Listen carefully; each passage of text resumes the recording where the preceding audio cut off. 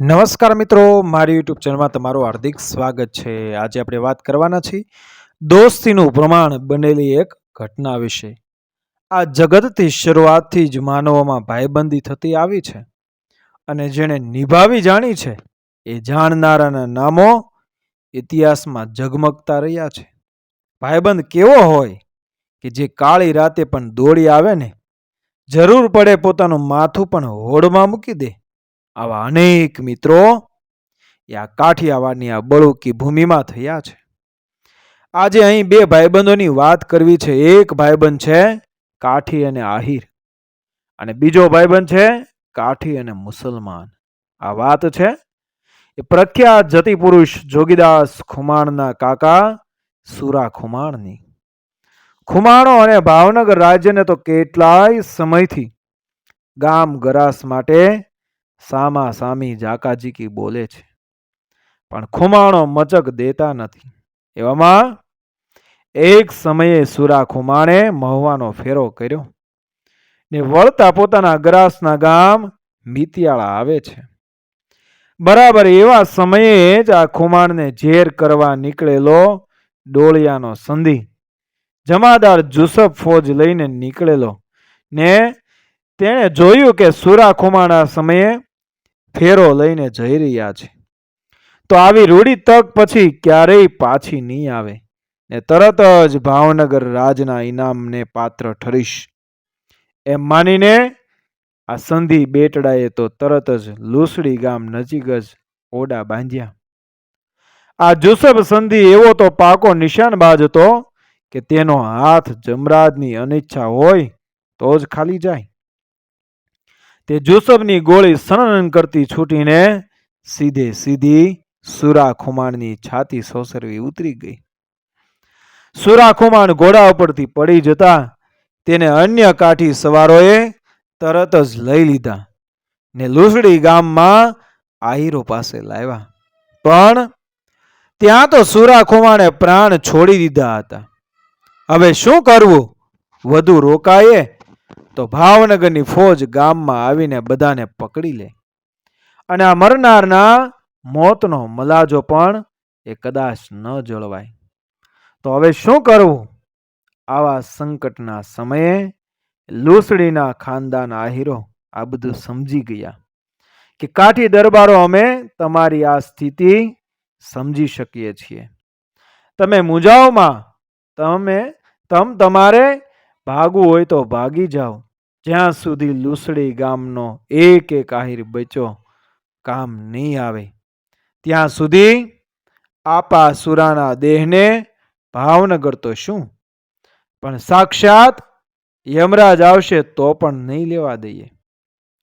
અરે એટલું જ નહીં, બધાની હાજરીમાં જગ જાહેર સુરા ખુમાણનો રૂડી રીતથી કાઠી રીતભાતનો ડેલો કરીને એનો અગ્નિદાહ અમે કરશું.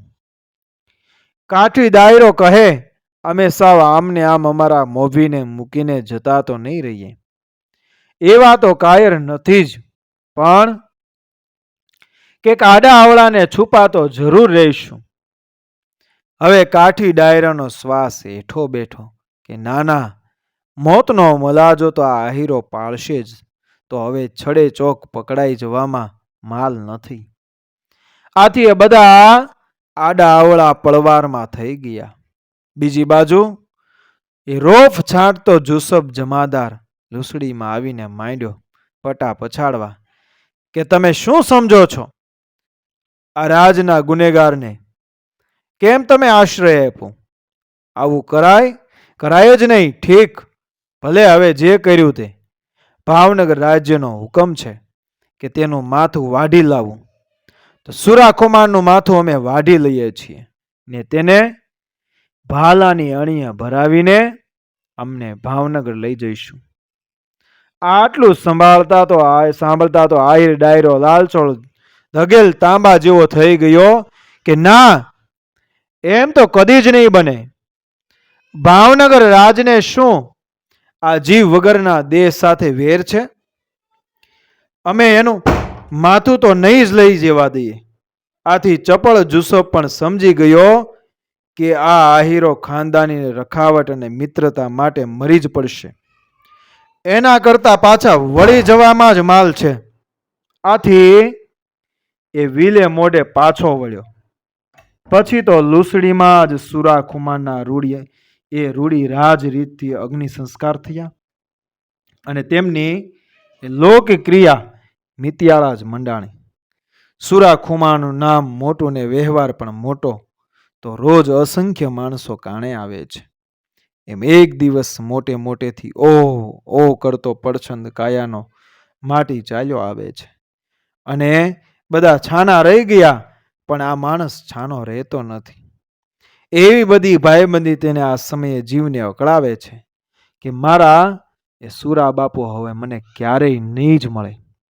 આથી કોઈ ટીખળી ડાયરામાંથી બોલ્યું કે એલા જો તને ખરેખર સુરા બાપુ આટલા વાલા હોય તો તું એમ કેમ કહેતો નથી કે લાવો તલવાર, હું જુસબ જમાદારનું માથું વાઢી આવું. એક તો મિત્ર ગયાનું જબરું દુઃખ અને સામે વળી આવો કડક ને મશ્કરી ઉડાડતો એ મહર સાંભળવા મળતા તરત જ આ ગોરી જમાદાર હડફ દઈને બેઠો થઈ ગયો ને બોલ્યો કે હવે તો અહીં રોકાઈએ બીજો. એનું માથું ફરી ગયું અને ચકરી ચડી ગઈ ને તરત જ ઘોડીએ ચડીને નીકળી ગયો ને પળવારમાં જુસબના સગડ દબાવીને એ ડોળિયામાંથી તેના વાવડ મેળવી લીધા. સવારના સમયે જેવો જુસબ બહાર જવા નીકળ્યો કે તરત જ આડા ઉતરીને એ ગોરી જમાદારે જુસબનું માથું એ તલવારના એક જ ઝાટકે અલગ કરી નાખ્યું ને એને ભેગું લીધું કે હવે તો કાઠી દરબારોને મારી દોસ્તીને દુઃખનું પ્રમાણ દેખાડી જ રહીશ.